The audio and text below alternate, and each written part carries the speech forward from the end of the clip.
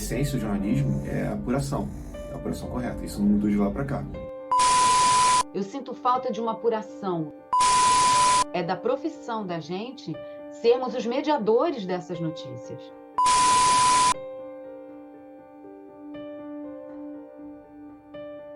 O sonho era ser repórter, né? Isso que eu mais queria. Consegui ser repórter na área cultural, que era comecei no Caderno B do Jornal do Brasil, que é um jornal que já terminou, mas que era assim a caixa de ressonância de toda a cultura do país. Então foi uma experiência assim muito importante na minha vida e a minha formação foi toda feita ali naquele Jornal do Brasil, que não era um jornal sensacionalista, né? Era um jornal ao contrário, muito sério, austero, liberal, né? Contra, naquela época, a gente ainda estava no final da época da ditadura, nos anos 80, no início dos 80, então era uma forma de você conseguir algum espaço de liberdade. Quando você estuda jornalismo hoje em dia, você pensa como um todo na distribuição do conteúdo. E antigamente não, você pensava só de uma forma. Para o impresso, para o visual, né, audiovisual, e para o áudio. Então era completamente diferente. Eu fui percebendo todos esses movimentos e sacando todas as mudanças tecnológicas também, né? Essas mudanças também vão fazer com que o conteúdo mude, né? Até do sensacionalismo, né? O McLuhan fala que o meio é a mensagem. A essência do jornalismo é a apuração correta. Isso não mudou de lá para cá. Então é uma coisa que eu costumo falar que conteúdo é a coisa mais importante. E conteúdo importante é o conteúdo bem apurado. Isso não mudou. Eu sinto falta de uma apuração. Eu vejo que tem alguns repórteres que se destacam dentro dos veículos impressos. Na televisão você tem o Caco Barcelos, no impresso você tem o Chico Otávio, você tem um monte de gente em São Paulo, né? Vários repórteres excelentes no Estado, na Folha, né? No Globo, enfim, e nas TVs, né?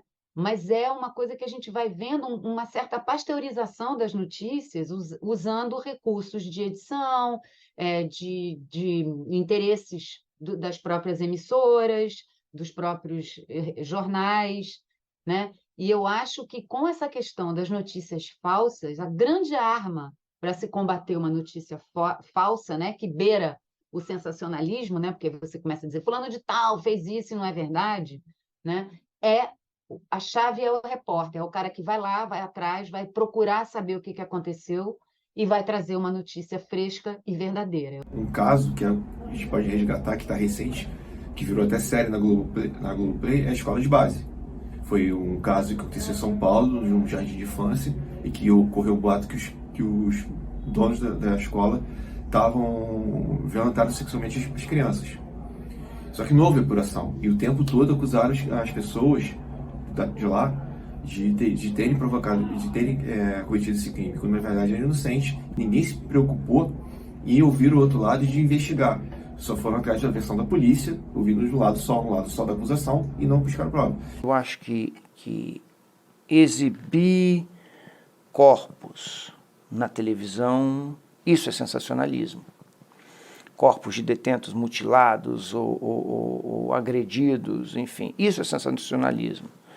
E um sensacionalismo talvez desnecessário, muito para pegar audiência em razão desse chamado mundo cão que nós vivemos. O sensacionalismo sempre existiu, sempre vai existir e sempre vai se visar a audiência ou o lucro, até por uma questão de sobrevivência dos veículos.